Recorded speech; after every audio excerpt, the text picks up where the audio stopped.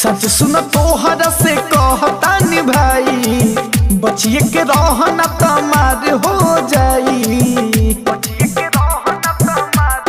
हाँ हाँ सच सुन तोहर से कहतानी भाई, बचिए के रहना तमार हो जाई। झुके देखो ना फूलल फूलल गाल है, इस साउंड वाला कमाल है। टमाटर जैसा गाल लाल लाल है, इस साउंड वाला कमाल है।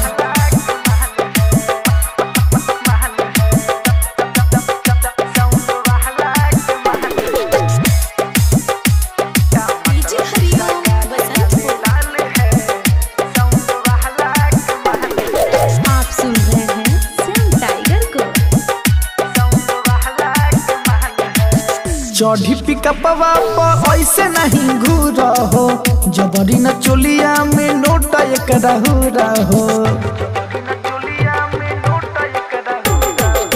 चढ़ी पिकअपवा पर ऐसे नहीं घूरा हो, जबरी न चोलिया में नोट एक रहुरा हो। लहंगा उठा के ऐसे ना निहार, सुनो ए बाबू अपन देहिया संभालो। बचा के रख जवन पैसा तोहरे पाल है, इस साउंड वाला कमाल है। टमाटर जैसा गाल लाल लाल है, इस साउंड वाला कमाल है।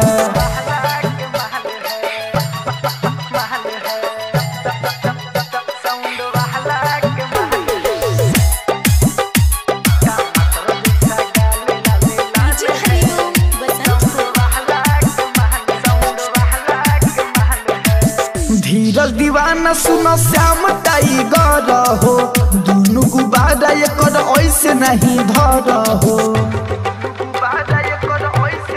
हाँ हाँ धीरज दीवाना सुनो श्याम टाइगर हो, दोनों गुब्बारा एकर ऐसे नहीं धर हो।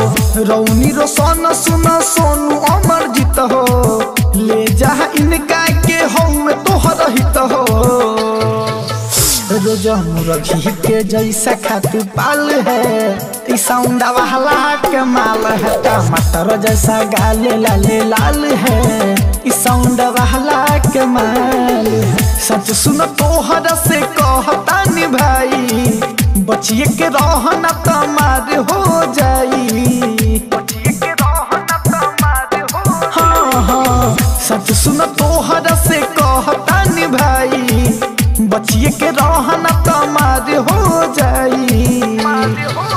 झुके देखो ना फूलल फूलल गाल है, इस साउंड वाला कमाल है। टमाटर जैसा गाल लाल लाल है, इस साउंड वाला कमाल है।